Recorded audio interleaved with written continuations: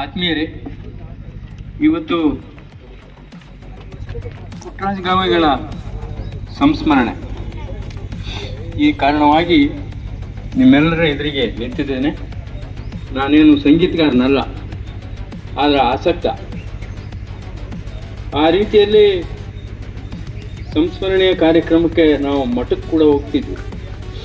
ವರ್ಷ ಜೂನ್ನಲ್ಲಿ ನಡೀತದಲ್ಲ, ಮಳೆಗಾಲದಲ್ಲಿ ಒಂದು 2-3 ಸರಿ ಹೋಗಿದ್ದಿದೆ. ಇದೆಲ್ಲ ನೋಡೋದ್ಗೇನ ಅಜ್ಜವ್ರು ತೀರ್ಕೊಂಡು 15 ವರ್ಷ ಆಗಿಬಿಡ್ತಾ ಅಂತೇಳಿ ನಾನು ಮತ್ತೆ ಜ್ಞಾಪಿಸ್ಕೊಂಡೆ. ಅವರು ಈಗ ಸ್ವಲ್ಪ ದಿವಸದಿಂದ ತೀರೋಗಿದ್ದಾರೆ ಅನ್ನೋ ಲೆಕ್ಕಕ್ಕಿದ್ದಿದ್ವ. ಆದರೆ ಅವ್ರನ್ನ ಮತ್ತೆ ನೆನೆಸ್ಕೊಳ್ತಾ ಕಲಾವಿದರು ಅವರ ಹೆಸರನ್ನ ಚಿರಸ್ಥಾಯಿಗೊಳಿಸ್ತಾ ಇದ್ದಾರೆ. ಮತ್ತು ಅವರು ಕೂಡ ಪುಟ್ಟರಾಜ ಗವಾಯಿಗಳು ಕೂಡ ಆ ಕೆಲಸ ಮಾಡಿದ್ದಾರೆ. ಕಣ್ಣಿಂತವರು ಎಷ್ಟು ಮಾಡ್ಬೋದೋ ಅದರ 100 ಪಟ್ಟು ಸೇವೆಯನ್ನ ಅವರು ದಿಗ್ಗಜರಾಗಿ ಸಂಗೀತ ಕ್ಷೇತ್ರದಲ್ಲಿ ಮಾಡಿದ್ದಾರೆ. ಬಹುಶಃ ಭಾರತ ರತ್ನ ಕೊಡಬೇಕಾಗಿದ್ದರೆ ಇಬ್ಬರು ಸ್ವಾಮೀಜಿಗಳಿಗೆ ಕೊಡ್ಬೋದಿತ್ತು, ಸಿದ್ಧಗಂಗಾ ಶ್ರೀಗಳಿಗೆ ಮತ್ತು ಪುಟ್ಟರಾಜ ಗವಾಯಿಗಳು. ನಾನು ಒಂದ್ಸಾರಿ ಅವ್ರನ್ನ ಪ್ರತ್ಯಕ್ಷವಾಗಿ ನೋಡ್ಬೇಕಂತ ಸುಮಾರು ದಿವಸದಿಂದ ಒಂದು 20-30 ವರ್ಷದಿಂದ ಹೋಗಿದ್ದೆ. ಹೋದವಾಗ ಅವ್ರು ಎಲ್ಲೋ ಹೋಗ್ತಾ ಇದ್ರು, ಶೌಚಕ್ಕೆ ಹೋಗ್ತಿದ್ರೋ ಇಲ್ಲ, ದಡ ಹೋಗಿದ್ದು ಅವ್ರ ಕಾಲಿಗೆ ಬಿದ್ದೆ ನಾನು. ಯಾಕಂತಂದ್ರೆ ಎಲ್ರಿಗೂ ಬೀಳಕ್ಕಾಗಲ್ಲ. ಹಿಮಾಲಯದ ಹತ್ರ ಬೆಳೆದಿರ್ತಕ್ಕಂಥವ್ರಿಗೆ ತನ್ನಿಂದ ತಾನೇ ಹಣೆ ಮಣಿತದೆ. ಹಾಗೆ ನಾನು ನಮಸ್ಕಾರ ಮಾಡಿದವಾಗ ಪುಟ್ಟರಾಜರು ಹೇಳಿದರು, ಒಂದು ಮಾತು ಕೇಳಿದ್ರು ನನಗೆ, ಏನಪ್ಪ ನೀನು ಭವಿನೋ ಭಕ್ತನೋ ಅಂತ. ನಿಮಗೆ ಗೊತ್ತಾಗಬೇಕು, ಭವಿ ಅಂತಂದ್ರೆ ಲಿಂಗ ಕಟ್ಟದೇ ಇರೋನು, ಭಕ್ತ ಅಂದರೆ ಲಿಂಗ ಕಟ್ಟಿದವನು. ನಾನು ಬಹುಶಃ ಲಿಂಗಾಯತರ ಜಾತಿಯಲ್ಲಿ ಹುಟ್ಟಿದ್ರಿಂದ ಸಡನ್ನಾಗಿ ನಾನು ಭಕ್ತ ಅಂದ್ಬಿಟ್ಟೆ. ನನ್ನ ಎದ ಮೇಲೆ ಲಿಂಗ ಇಲ್ಲ, ಅಂತನೇ ನಂದು ಗುಂಡಿ ಮೇಲಿತ್ತಲ್ಲ, ಸಡನ್ನಾಗಿ ಹಿಂಗೆ ಹಾಕೇಳ್ತಿದ್ದೆ ಎಡಗೈಲಿಂದ. ಆಮೇಲೆ ನೆನೆಸ್ಕೊಂಡೆ, ಹೌದಲ್ಲ ಅವ್ರು ಕುರುಡ್ರಿದ್ದಾರೆ, ನಾನು ಯಾಕೆ ಇದು ಗುಂಡಿ ಹಾಕೊಂಡು ಅಂದ್ರೆ ಅಲ್ಲಿ ನೋಡ್ಗಿಡೋರು ಮತ್ತೆ ಲಿಂಗ ಐತಲ್ಲ ಅಂತ. ಅಂದ್ರೆ ಒಂದು ಪಾಪ ಪ್ರಜ್ಞೆ ಕಾಡಿತ್ತು ನನಗೆ ಆ ಕ್ಷಣಕ್ಕೆ. ಬಹುಶಃ ಅದು ಆ ಕ್ರಿಯೆ ಮಾಡಿದೆ ನನಗೆ ಗೊತ್ತಿಲ್ಲದೆ. ಎಡಗೈ ಗುಂಡಿ ಹಾಕೊಂಡ್ರೆ ಮತ್ತೆ ಅವ್ರು ನೋಡಿ ಲಿಂಗ ಇಲ್ಲಲ್ಲ, ನೀನು ಭವಿ ಅಂಥದ್ದು ನೀನು ಭಕ್ತ ಅಂದ್ಬಿಟ್ಟಲ್ಲ ಅಂತ ಕೇಳಿರೋರನ್ನೋ ಸಂಕಟಕ್ಕೆ ಮತ್ತೆ ನಾನು ಅದನ್ನ ನೆನಪಿಸ್ಕೊತೇನೆ ಅಂತೆ. ನಂತರ ಮತ್ತೆ ಒಂದು ಕಾರ್ಯಕ್ರಮಕ್ಕೆ ಇಂಥದ್ದೇ ಆ ಮಠದಲ್ಲಿ ನಡೀತಕ್ಕಂಥ ಸಂಸ್ಮರಣೆ ಕಾರ್ಯಕ್ರಮಕ್ಕೆ ಹೋದವಾಗ ಅವರು ತಿರ್ಕೊಳ್ಳೋದು ಇನ್ನೊಂದು 1-2 ವರ್ಷ ಇತ್ತು. ಅವಾಗ ಎಲ್ಲ ಘಟನಾವಳಿಗಳು ನೆನಪಿಸ್ಕೊಳ್ತಾನೆ ಒಂದು ಮಾತು ಹೇಳ್ತಾ ಇದ್ರು, ಕಲಾಯದವರೇ ನೀವು ಜವಾಬ್ದಾರಿ ವಹಿಸ್ಕೋಬೇಕು, ನೀವು ಕಲ್ಲಾಗಬಾರ್ದು. ನೋಡ, ಅವ್ರ ಕವಿಗಳು ಆ ಕಲಾಯದವರು ಬಹುಶಃ ಒಪ್ಪಿರಕ್ಕಿಲ್ಲ, ಇಂಥ ದೊಡ್ಡ ಸಂಸ್ಥೆಯನ್ನು ಮುನ್ನಡೆಸಕ್ಕೆ ನನಗೆ ಆಗಲ್ಲ, ನನಗೆ ಬ್ಯಾಡ್ರಿ, ಇನ್ನೊಬ್ರಿಗೆ ಯಾರ್ಯಾರು ಕೊಡ್ರಿ ಅಂತ ಹೇಳ್ತಾ ಇರ್ಬೇಕು, ಬಳಗ ಹಾಕಕ್ಕೆ ನೋಡ್ತಾ ಇರ್ಬೇಕು. ಆ ಕಾರಣ ಇಟ್ಕೊಂಡೇನು ಇಡೀ ಪಬ್ಲಿಕ್ನಲ್ಲಿ ಹೇಳಿದ್ರು ಅವರು, ಕಲ್ಲಯ್ಯತ ನೀನು ಕಲ್ಲಾಗಬಾರ್ದು ಅಂತ ಹೇಳ್ತಾ ಜವಾಬ್ದಾರಿ ವಹಿಸಬೇಕು ಅಂತ ಹೇಳಿದ್ರೆ ಆ ಮಾತುಗಳು ಸ್ಮರಣೆಯಲ್ಲಿ ಬಂದೇ ಬರ್ತದೆ. ಮತ್ತೆ ಇನ್ನೊಂದು ಘಟನಾವಳಿ ನೆನೆಸ್ಬೇಕು ನಾನು. ಇಲ್ಲಿ ಬನ್ನಿಕಲ್ನಲ್ಲಿ ಒಬ್ಬರು ಗವಾಯಿಗಳಿದ್ರು, ಅವರು ನಾಗಪ್ಪ ಗವಾಯಿಗಳು ಅಂತ. ಆ ನಾಗಪ್ಪ ಗವಾಯಿಗಳು ಮತ್ತು ಪುಟ್ಟರಾಜರ ಜೊತೆಗೆ ಓದಿದವರು ಇವರು ನಮ್ಮ ಯಾರು ಪಂಚಾಕ್ಷರ ಗವಾಯಿಗಳ ಹತ್ರ. ಆದರೆ ಅವ್ರಿಗೆ ಒಂದು ಒಳ್ಳೆ ಕಂಠ ಇರಲಿಲ್ಲ, ವಿದ್ವತ್ತಿತ್ತು. ಅದ್ರ ಜೊತೆಗೆ ಅವರು ಈ ಜ್ಯೋತಿಷ ಇವನ್ನ ಬರೆಯೋದು ಏನಂದು ಜನ್ಮ ಜಾತಕ ಬರೆಯೋದು ಇಂಥವೆಲ್ಲ ಮಾಡ್ತಿದ್ರು. ಅವರು ಒಂದು ಸಾರಿ ಏನಾಯ್ತು ಅಂತಂದ್ರೆ, ಏಳಿಗೆಯಲ್ಲಿ ಒಂದು ನಾಟಕ ಕಾಸಿಂ ಸಾಹೇಬ್ರದ್ದು ಕಲಿಸಿದ ನಾಟಕ, ಅಲ್ಲಿ ಬಂದು ಒಂದು ವಚನ ಗಾಯನ ಆಡಿದ್ರು. ಆಡ್ತಾ ಮಧ್ಯಕ್ಕೇನೆ ಅವರಿಗೆ ಕಫ ಬಂದ್ಬಿಡ್ತಾನಂಗ ಅಂತಂದು ಮತ್ತೆ ಮುಂದುವರಿಸಿದ್ರು. ಅದೆಲ್ಲ ಆದ ನಂತರ ನಾನು ಅವ್ರನ್ನ ಪ್ರಶ್ನೆ ಮಾಡಿದೆ, ಏನ್ರಿ ನೀವು ರಾಗ್ಗಳು ಚೇಂಜ್ ಮಾಡಿದ್ರಲ್ಲ ಅಂತ ಕೇಳಿದೆ. ಮಧ್ಯಕ್ಕೆ ರಾಗ್ಗಳು ಚೇಂಜ್ ಮಾಡಿದ್ರಲ್ಲ, ಕೊಟ್ರಪ್ಪ ನಿನಗೆ ಸಂಗೀತ ಬರ್ತದ ಅಂತ ಕೇಳಿದ್ರು. ಇಲ್ಲ, ನಾನು ಆಸಕ್ತ. ಮತ್ತು ನಿನಗೆ ಹೆಂಗೆ ಗೊತ್ತಾಯ್ತು? ಇಲ್ಲ, ಅದೇನೋ ಚೇಂಜ್ ಆಯ್ತು ಅಂತ ಅನಿಸ್ತು ಕೇಳಿದೆ. ಹೌದು, ಅದು ಆಗಿರೋದು ಕರೆ. ಅವ್ರು ಏನೋ ಒಂದು ಶಬ್ದ ಹೇಳಿದ್ರು, ಸಂವಾದಿ ರಾಗಗಳು ಅಂತಲೇ ಹೇಳಿದ್ ನೆನಪು ನನಗೆ. ಸಂವಾದಿ ರಾಗಗಳು ಅದ್ರ ಬದಲಿಗೆ ಉಪಯೋಗಿಸ್ಕೋಬೋದು ನಾವು. ನನಗೆ ದಮ್ ಬಂತಲ್ಲ, ಸರಳವಾಗಿ ಇನ್ನೊಂದು ರಾಗನ ಮುಂದುವರಿಸಿದೆ ಅಂತೇಳಿ ಹೇಳಿದರು. ಆಮೇಲೆ ಅದೇ ಟೈಮ್ಗೆ ಅವರು ಸಂಗೀತ ಕಲಿ ಅಂದ್ರೆ ಕಲ್ತು ಬಿಡ್ತಿದ್ದೆ. ಈ ಜ್ಯೋತಿಷ ಕಲಿ ಹೇಳ್ಕೊಡ್ತೀನಿ ಅಂತಂದ್ರು. ಬ್ಯಾಡ್ರಿ ಅಂದ ನಾನು. ಈ ಕಾರಣಗಳು, ಈ ಗವಾಯಿಗಳಿಗೆ ಸಂಬಂಧಿರ್ತಕ್ಕಂಥ ಅನೇಕ ಘಟನಾವಳಿಗೆ ನೆನಪು ಬರ್ತಾನೆ ಇರ್ತದೆ. ನಾನು ಹೆಚ್ಚು ಮಾತನಾಡಬಾರ್ದು. ಇನ್ನೊಂದು ಹೇಳ್ಬೇಕಂದ್ರೆ, ಆ ಬಾಲಸುಬ್ರಹ್ಮಣ್ಯಂ SP ಅವ್ರದ್ದು ಒಂದು ಹಾಡು ಹಾಕಿದ್ರು, ಬಡಿ ಕಠಿಣಾಯಿ ಗಾನವಿದ್ದ ಬಡಿ ಕಠಿಣಾಯಿ. ಈಗ ನಾನು ಕೇಳಿದೆ, ಅವು ಬಹುಶಃ ಇವರು ಯಾರು ಪಂಚಾಕ್ಷರಿ ಗವಾಯಿಗಳು ಇದರಲ್ಲಿ ಫಿಲ್ಮ್ನಲ್ಲಿ ಹಾಡಿರ್ತಕ್ಕಂಥವು ಇರ್ಬೇಕು ಅಂತೇಳಿ ನಾನಾದರೂ ಅಂದ್ಕೊಂಡಿದ್ದೀನಿ. ನಾನು ನೋಡಲಿಲ್ಲ. 1-2 ಹಾಡುಗಳನ್ನು ಆ ರಾಗದಲ್ಲಿ ಹಾಡಿದ್ದಾರೆ SP ಅವರು. ಅವ್ರಿಗೂ ಈ ಸಂಗೀತ ಶಾಸ್ತ್ರೀಯವಾಗಿ ಕಲ್ತಿಲ್ಲದ್ರು ಕೂಡ ಗದಗಿನ ಪುಟ್ಟರಾಜ ಗವಾಯಿಗಳು ಶಿಷ್ಯರ ಹತ್ರ ಬಂದು ಪ್ರಾಕ್ಟೀಸ್ ಮಾಡ್ಕೊಂಡು ಹೋಗಿ ಅವರು ಆ ಹಾಡು ಹಾಡಿದ್ದಾರೆ. ನಂತರ ಅವರಿಗೆ ರಾಷ್ಟ್ರ ಪ್ರಶಸ್ತಿ ಬಂತು.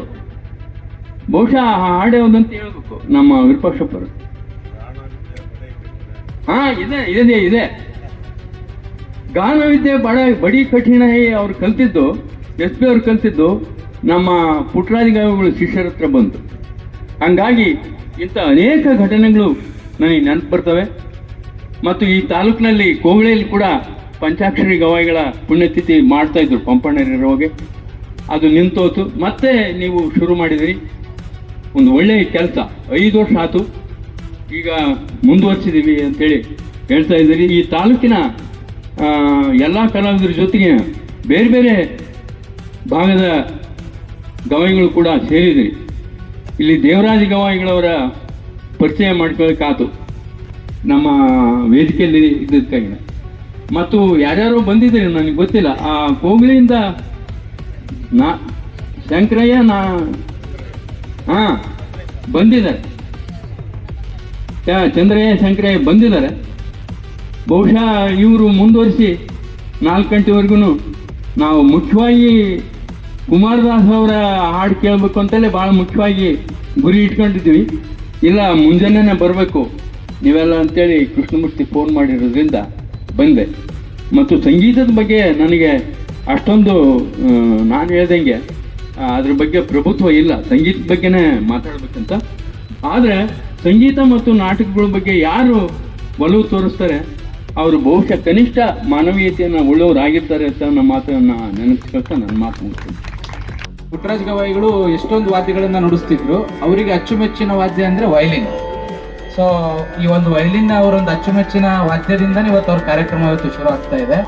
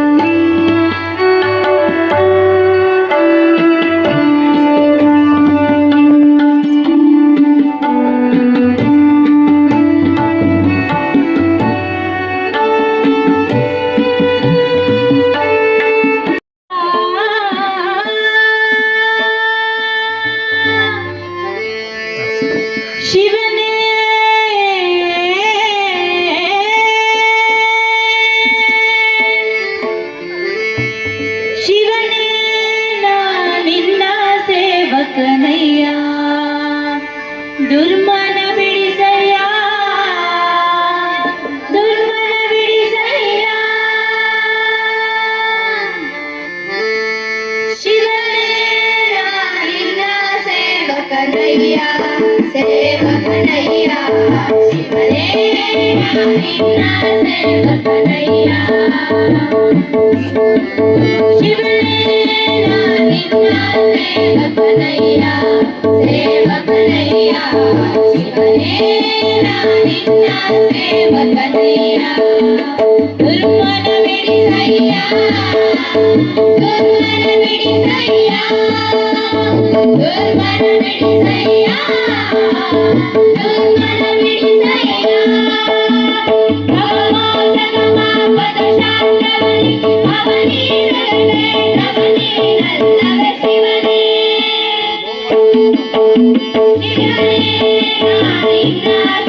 ಸೇವಕನಯ್ಯ, ಸೇವಕನಯ್ಯ. ಶಿವನೇ ನಿನ್ನ ಸೇವಕನಯ್ಯ.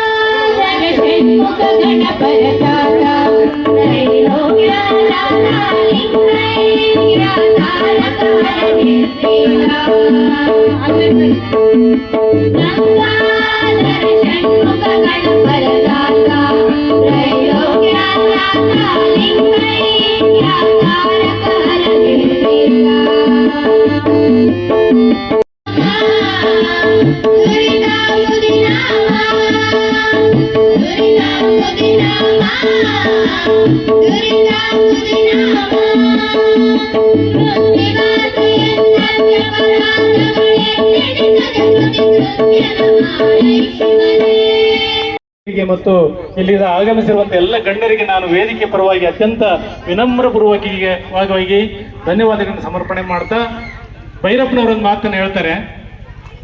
ಇಲ್ಲಿ ಈ ಮಾತು ಅತ್ಯಂತ ಇಲ್ಲಿ ಪ್ರಸಕ್ತವಾಗಿರ್ತಕ್ಕಂಥ ಮಾತು ಅಂತ ಹೇಳ್ತಾ, ಸಂಗೀತ ನಮ್ಮನ್ನು ನೇರವಾಗಿ ಶುದ್ಧ ಭಾವಸ್ಥಿತಿಗೆ ಒಯ್ಯುವಷ್ಟು ಬೇರೆ ಯಾವ ಕಲೆಯೂ ಒಯ್ಯಲಾರದು ಅನ್ನುವಂಥ ಮಾತನ್ನ ನಮ್ಮ ನಾಡಿನ ಶ್ರೇಷ್ಠ ಹೆಸರಾಂತ ಸಾಹಿತಿಗಳಾದಂಥ ಶ್ರೀಯುತ SL ಭೈರಪ್ಪ ಅವರು ಈ ಮಾತನ್ನು ಹೇಳ್ತಾರೆ. ಅಂತಹ ಒಂದು ಶಕ್ತಿ ಆ ಸಂಗೀತದ ಕಲೆಗಿದೆ. ಸಂಗೀತವನ್ನ ಅನೇಕ ಪಶು ಪಕ್ಷಿ ಪ್ರಾಣಿಗಳು ಕೂಡ ಆಸ್ವಾದಿಸ್ತವೆ. ಇತ್ತೀಚಿನ ಅನೇಕ ಸಂಶೋಧನೆಗಳಲ್ಲಿ ಸಂಗೀತದಿಂದ ಹಾಲನ್ನ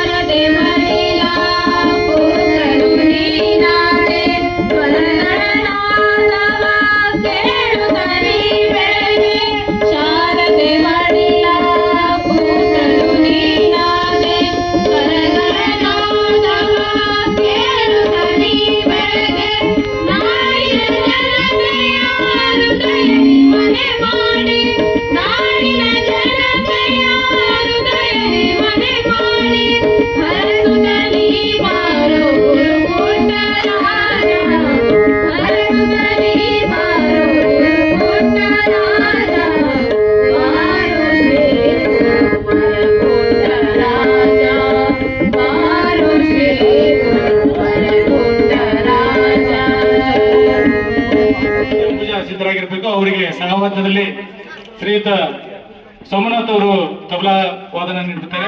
ನನ್ನ ಹೆಸರು ಹರ್ಷಿಣಿ. ಸರಿಗಮ ಪದನಿ ಸಾವಿರದ ಶರಣು, ಸಾವಿರದ ಶರಣು ಗಾನ ಯೋಗಿ ಗುರುವೇ, ದೀನ ಕಲ್ಪ ತರುವೆ ಸುಪ್ರಭಾತ ನಿನಗೆ, ಸುಪ್ರಭಾತ ನಿನಗೆ. ಪಂಚಮ ಕೋಗಿಲೆ ಪಂಚಾಕ್ಷರಿಣಿ ಪದನಿಸ ಪರಿಮಳ ಪುಷ್ಪಗಳು, ನಾಂತೃ ಮನದ ನಿನ್ನ ಗಾನ ಗುಡಿಯತು. ರಿಗಮ ಸುಗಮದ ಪಮುಗ ರಿಗಮದ ಪಮುಗೋನಲು ಸ್ವರ ಋಷಿ ವರ ಋಷಿ, ಕಲೆಗಳ ಕಡಲೆ ಅಂದರ ಬದುಕಿನ ಬೆಳಕಿನ ಮುಗಿಲೆ, ಗಾನ ಯೋಗಿ ಗುರುವೇ, ದೀನ ಕಲ್ಪ ತರುವೆ ಸುಪ್ರಭಾತ ನಿನಗೆ, ಸುಪ್ರಭಾತ ನಿನಗೆ.